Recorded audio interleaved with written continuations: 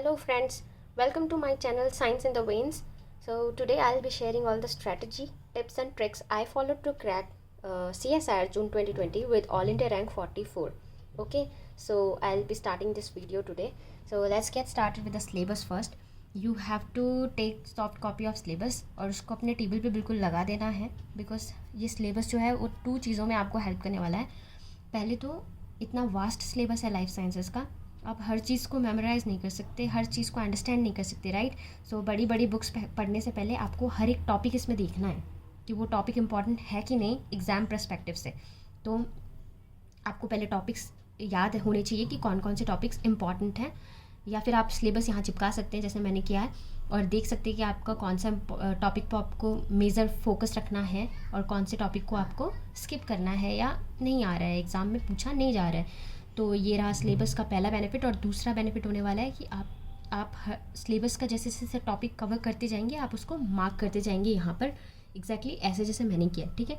और आप अपने सिलेबस के ऊपर अपना एयर भी लिख सकते हैं कि कौन सा एयर आप डिसाइड कर रहे हैं. मोस्टली लोग एयर 1 ही लिखते हैं, ऑब्वियसली टारगेट हमेशा हाई रहना चाहिए ताकि लटके तो आसपास सो एयर 1 आप लिख सकते हैं.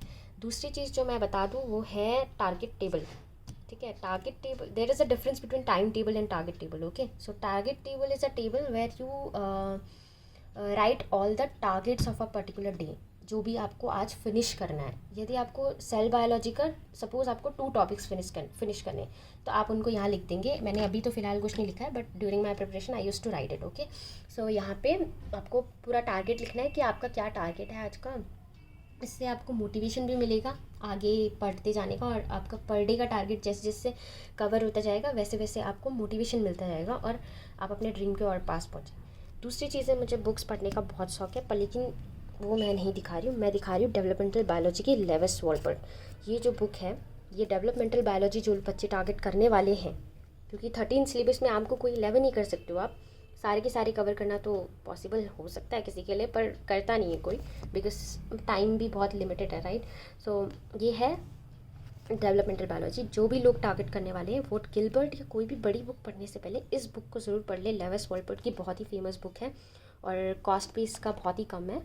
ये देख सकते हैं आप, ओनली $11.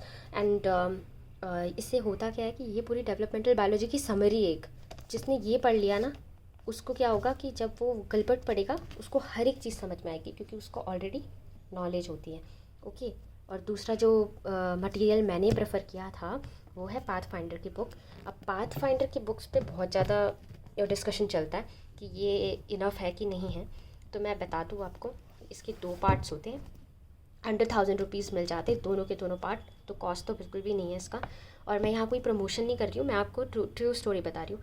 अगर आप पाथफाइंडर को कुछ कुछ यूनिट्स जैसे कि जेनेटिक्स के लिए प्रेफर करें या मॉलिक्यूलर बायोमॉलिक्यूल्स के लिए प्रेफर करें तो ये जो बुक है ये बहुत ही उम्दा बुक है.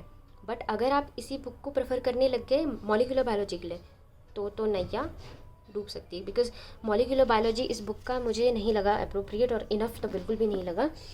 तो आप देख लीजिए क्योंकि इस बुक से क्या होगा कि आपके फंडामेंटल्स बहुत क्लियर होने वाले हैं और इसमें और हेल्प ये होगी कि हर एक टॉपिक को ऐसे मेंशन किया हुआ है कि इस टॉपिक के अंदर कौन सा सब टॉपिक है, तो आपको आइडिया रहता है कि आपको क्या क्या कवर करते जाना है. क्योंकि ज़रूरी नहीं कि ये टॉपिक अगर आप पढ़ रहे हैं तो इसी में से आपको समझ आ जाएगा, पर लेकिन क्या है कि ये टॉपिक अगर आपको पता होगा कि इसके अंदर ये सब टॉपिक्स हैं तो आप यूट्यूब की वीडियोज़ या फिर मैं भी फर्दर वीडियोज़ में स्टडी मटेरियल्स अपलोड करने वाली हूँ उनको आप प्रेफर कर सकते हैं. और जैसे जैसे टॉपिक को कवर करते जाते हैं उनको मार्क कर दीजिए कि कवर हो गया. तो ये बुक उस पर्पज़ में बहुत हेल्पफुल रहेगी आपके लिए. और मैं कह रही हूँ कि मॉलिक्यूलर बायोलॉजी के लिए आप मेरे हिसाब से इसको प्रेफर ना करें. मॉलिक्यूलर बायोलॉजी के लिए I be sharing in further videos कौन सा मटेरियल अप्रोप्रिएट रहेगा. दूसरी चीज़ आप अपने पीसी का हेल्प ले ही सकते हैं. यूट्यूब में बहुत सारे वीडियोस अवेलेबल है. अगर आपको एक बार सब टॉपिक का पता चल जाता है तो आप उसको मार्क करके और यूट्यूब को प्रेफर कर सकते हैं. दूसरी चीज़ जो मैंने की थी इन मटेरियल्स को फॉलो करने के अलावा वो थी नोट्स बनाना. अभी आपको नोट्स कैसे बनाना है वो भी बहुत इंपॉर्टेंट है. मैं एग्जाम्पल के लिए अपनी एक नोटबुक दिखा रही हूँ और ये जो नोटबुक है ये कवर करती है मेरे डीबी और यूनिट 4 के नोट्स। ओके, इसमें मैंने डेवलपमेंटल बायोलॉजी के कुछ टॉपिक्स हैं और पूरी फुल यूनिट 4 मैंने इसमें कवर कर रखी है। इसके नोट्स बनाए।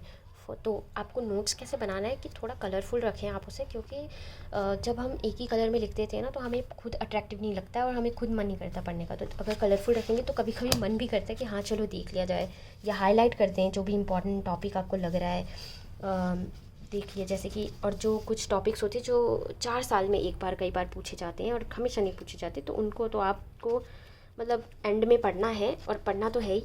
तो ये देखिए मैंने इसे कवर ऐसे फोल्ड करके रखा था कि एग्ज़ाम से पहले 1-2 दिन देख लिया जाएगा। और इस नोट्स में हमेशा आप इंपॉर्टेंट चीज़ें ही लिखें।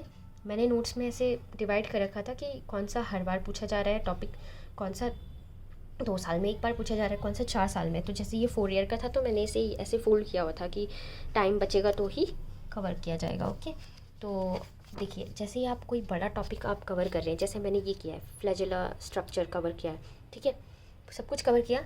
एंड में इसका जो समरी है, जैसे इंपॉर्टेंट शॉर्ट नोट्स जो एग्ज़ाम में भी पूछा जाता है इस टॉपिक से, फॉर एग्जांपल जैसे लॉस ऑफ फंक्शन और gain of function of any gene पूछा जाता है, तो मैंने क्या किया कि after analyzing the questions they are asking, the type of question they are asking, I have made important short note. तो आप भी ऐसे ही बना लीजिए इंपॉर्टेंट शॉर्ट नोट्स कि इस पूरे टॉपिक का जो समरी था इन इस में कवर हो गया। देखो, और ये दूसरा टॉपिक यहाँ से स्टार्ट हो गया कोरम सेंसिंग का, तो ये पूरा एक्सप्लेन किया और फिर एंड में इसका समरी बना दिया। इस इन फॉर्म ऑफ ग्राफ भी बना सकते हैं, इन फॉर्म ऑफ पॉइंट्स भी बना सकते हैं, ठीक है।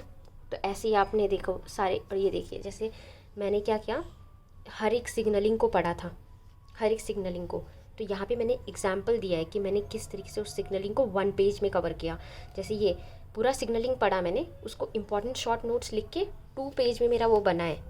कौन सा सिग्नलिंग, टाइप 1 नॉन पोलर का, type 2 nitric oxide carbon monoxide signalling, GPCR signalling, G alpha S, ऐसी मैंने हर एक सिग्नलिंग पाथवे को ऐसे पेपर्स में RTK रैस, PI3 pathway, mTOR pathway, PLC gamma pathway, सारे पाथवेज़ को मैंने एक चार्ट बनाया और उस चार्ट में ऊपर नीचे लेयर वाइज sum up कर दिया। RGC, delta notch, every pathway I have mentioned in that paper.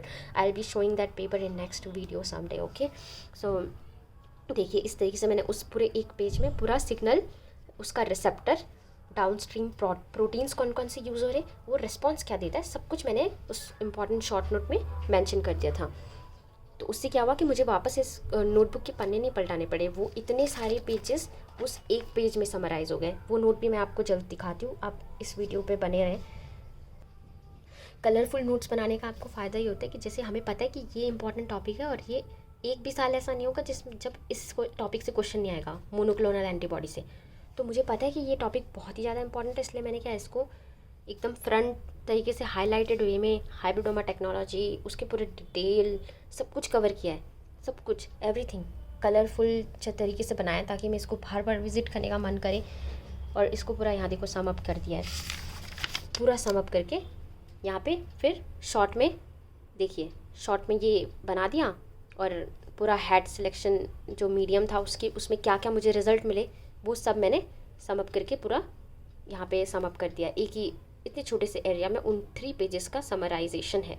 Okay, और ये जो चल रहा है पार्ट, ये इम्यूनोलॉजी का है। तो मैं आपको एक बहुत ही इंपॉर्टेंट बात बता देती हूँ। आज तक कैसा था कि इम्यूनोलॉजी CSR में पूछा जाता था बहुत कम, तो लोग क्या करते थे उसको स्किप कर देते थे।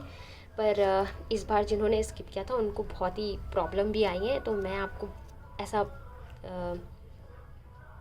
एडवाइस करती हूँ कि आप इम्यूनोलॉजी को बिल्कुल भी स्किप ना करें, बहुत ही ईजी है, समझने लगी तो इम्यूनोलॉजी आप बिल्कुल भी स्किप ना करें। ये इम्यूनोटॉक्सिन्स जैसे ये भी बहुत इंपॉर्टेंट टॉपिक्स हैं, इनको आप ऐसे एक ही पेज में छोटे से एरिया में समराइज़ करके लिख सकते हैं उसी तरीके। क्योंकि ये मैं इसलिए हाईलाइट कर रही हूँ बिकॉज़ ये टॉपिक जो है न्यूली इंक्लूड हुआ है सिलेबस में और इम्पॉर्टेंट भी है काफ़ी। अदर थिंग जो मैं आपसे शेयर करती हूँ वो है नोट्स। ये सब नोट्स तो बन गए, पर क्या हर बार आप कॉपी के पन्ने तो नहीं पलटते रहेंगे, तो आप क्या, और फार्मूलाज के लिए स्पेशली, तो मैंने क्या किया है कि फार्मूला जो मुझे याद करने होते थे, जो मुझे अभी याद है वो तो मैं हटा देती थी, और जो अब मुझे याद करने वो इस तरीके से पेपर में जैसे for example this is important formulas of ecology, so what I did, I summarised them in one page and pasted that page on my study table, so that मैं बार बार देखती रहूँ और वो फार्मूला जो है थोड़ी देर बाद दिमाग में अपने आप ही चला जाता है। ठीक है, फार्मूला को तो ऐसे ही रिमेंबर करना पड़ता है। और कई बार इससे क्वेश्चन ऐसे आते हैं कि यदि आपको फार्मूला भी याद है ना, बस एक फार्मूला याद है तो आप क्वेश्चन कर जाएंगे, फार्मूला भूल गए तो आप कितना भी थ्योरी पढ़ा हो, कितना भी याद हो, कितना भी आता हो, नहीं हो पाएगा क्वेश्चन। तो ये कुछ फार्मूलाज थे इंपॉर्टेंट जिन्हें ऐसे याद किया जा सकता है मेरे हिसाब से। अब दूसरा जो नोट्स बनाने का, ये जो नोट्स मैंने आपको बताया ये था नोटबुक नोट। अभी मैं जो अब दूसरा जो इसका, अब ये जो मेथड है ये है समराइज़ करने वाला। जो भी उस नोटबुक में लिखा था वो एक इतने बड़े चार्ट में आपको समराइज़ करना है। काफ़ी बड़ा है ये, मेरे पास नहीं था इतना बड़ा चार्ट, तो क्योंकि लॉकडाउन था और मैं चार्ट पेपर नहीं खरीद सकती थी बाहर जाके, तो मैंने क्या किया, नोटबुक्स के 4 पेजेस लिए और उनको पेस्ट कर दिया। ठीक है, तो फॉर एग्जांपल मैंने ये बनाया इकोलॉजी का इवोल्यूशन का नोट है ये। तो इसमें क्या, इस पूरे चार्ट में इवोल्यूशन से रिलेटेड हर एक पॉइंट यहाँ पे लिखा है। उस पॉइंट को देखते ही मुझे आंखें बंद करनी है और मेरे दिमाग में उससे रिलेटेड क्या क्या इन्फॉर्मेशन है वो मैं याद करती थी। और यहाँ पे ऐसा कोई पॉइंट नहीं होगा इस पूरे चार्ट में जो मेंशन ना किया गया हो, जबकि इवोल्यूशन एक बहुत ही वास्ट टॉपिक है, बहुत ही वास्ट इसकी बुक हो सकती है, बट लेकिन स्टिल हमें इसको क्या करना है, चार्ट में हर एक पॉइंट, और आप ऐसे पॉइंट्स स्किप कर सकते हैं जो आपको बहुत ही अच्छे तरीके से याद है। और मैंने देखो जैसे कि यहाँ पे हर एक पॉइंट को मेंशन किया, चाहे वो कोई भी टॉपिक हो, मैंने लमार्क्स से तक स्टार्ट किया है, ये तो बिल्कुल बेसिक से स्टार्ट किया है और हर एक पॉइंट को यहाँ पे मेंशन किया है। और फिर इम्पॉर्टेंट के आगे इम्पॉर्टेंट लिख दिया है जो मुझे थोड़ा याद करना पड़ेगा, जैसे रूल्स वगैरह हमने अलग से मेंशन कर सकते हैं। ऐसे ये जो रूल्स हैं ये ऑलवेज़ नहीं पूछे जाते हैं, तो हम याद भी नहीं करते, कोई हमें बताता भी नहीं है। तो ऐसे जो चीज़ें हैं लिख लीजिए कहीं पे, ताकि आप एंड मोमेंट पे सिर्फ ये नाम ना पता हो तो आप पूरा क्वेश्चन ना सॉल्व करें, ऐसा नहीं होना चाहिए, राइट। तो इसलिए आपको ये लिख लेना चाहिए। तो मैंने ऐसे इवोल्यूशन का पूरा नोट समराइज़ किया हुआ है इस पूरे चार्ट पेपर में। इसमें हर बेसिक से लेके हाई टफ तक चीज़ें सब मेंशन की हुई है, ताकि जब भी मुझे टाइम ना बचे और कोई लास्ट डे हो जिसमें मैं पूरी नोटबुक नहीं पलट सकती, उसमें मैं सिर्फ इस चार्ट को ओपन करूँगी या फिर अपने सामने पेस्ट कर लूँगी और इसको रिवीजन करूँगी। जैसे ये मॉडर्न सिंथेटिक थ्योरी से रिलेटेड कौन कौन से पॉइंट हैं, न्यू डार्विनिज्म से रिलेटेड कौन कौन से पॉइंट, सब कुछ मेंशन किया गया है। सब कुछ इसमें है समराइजेशन पूरा का पूरा इवोल्यूशन का। ठीक है, देखिए, देख सकते हैं आप, को इवोल्यूशन का पॉइंट है, रेड क्वीन हाइपोथेसिस है, everything is mentioned in this. And also आपको ये सरफेस एरिया वाला जो टॉपिक आ जाता है कि रूल्स, जो बर्गमैन्स रूल होता है वो मेंशन किया है, सब कुछ एवरीथिंग, राइट। सो मैं इसका इतना धीरे धीरे इसलिए शेयर कर रही हूँ कि अगर आपको आइडिया चाहिए कि कैसे बनाना है तो आप भी बना सकें। अब ये देखिए, ये इवोल्यूशन का बहुत ही इंपॉर्टेंट टॉपिक है जिसको कहते हैं हम जियोलॉजिकल टाइम स्केल। इसे आप देखिए पूरा याद नहीं रख सकते क्योंकि आपको पता है ये कितना वास्ट होता है, तो आप इसके लिए कोड्स का इस्तेमाल कर सकते हैं। मैंने भी कुछ ऐसा ही किया था, इयॉन्स, एरा, पीरियड्स, इपोक, आपको ये याद रखना पड़ता है, तो आप इसके लिए कोड्स का इस्तेमाल करें। In future videos I will be sharing codes also, so don't worry for that, okay. अब ये जो पॉइंट्स हैं ये कॉमन नहीं होते हैं, हर कोई आपको नहीं बताएगा। इनफैक्ट आप कोचिंग सेंटर्स में भी जाएंगे तो ये सब आपको बताए नहीं जाएंगे ये पॉइंट्स। तो ऐसे पॉइंट्स जब भी मिलते हैं तो आप उन्हें किसी स्पेशल से पेज में या चार्ट में लिख के रख लीजिए, ठीक है। ये पूरा इवोल्यूशन समराइज़ कर दिया गया।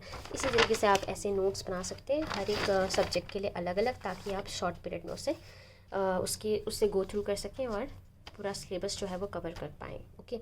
तो ये थे आपके 3 मेथड्स। पहले आपको सिलेबस रखना है, दूसरा आपको टारगेट टेबल बनाना है, तीसरा आपको पहले स्टडी मटेरियल चूज़ करना है, तो मैंने उसके डिटेल आपको बता दिए। 4 देखिए, आपको पहले नोट बनाना है, उसके बाद उससे भी छोटा हमें फिर से इसको कंप्राइज़ करना है और एक चार्ट पेपर में समराइज़ करना है, या फिर कुछ ऐसे जो फार्मूलाज हो अगर, तो उन्हें लिख के कोई फ़ायदा नहीं है, तो हम उन्हें चार्ट में लिख कर अपने सामने रख सकते हैं। अब ये देखिए, जैसे मुझे ये पीछे जो लिखा था वो याद हो गया था, ये कुछ ट्रिक्स हैं और ये कुछ इंपॉर्टेंट को फैक्टर्स हैं, ठीक है, जो जो आपको हर जगह पूछे जाने वाले। तो ये जैसे ही मुझे याद हो गया था तो मैंने इसे रिप्लेस कर दिया, मैंने न्यू फार्मूलाज लगा दी जो मुझे अब याद करनी है। इसी तरीके से आप इसको बदलते जाएं, जैसे जैसे आपको याद होता जा रहा है रखते रहिए साइड में, ठीक है। Other than this I would say stay motivated any how, okay. तो फर्दर जो चीज़ें हैं वो मैं आपको फर्दर वीडियोस में अपडेट करते रहूँगी।